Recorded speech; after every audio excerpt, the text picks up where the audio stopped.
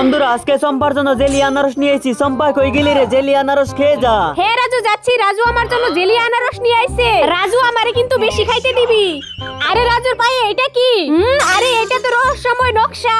রাজু বাজারে গিয়ে অল্প মাংস নিয়ে আয়। হ্যাঁ চম্পা যাচ্ছি। আরে নকশায় দেখানো হইছে মিষ্টি লাউয়ের ভিতরে মদ লুকানো আছে।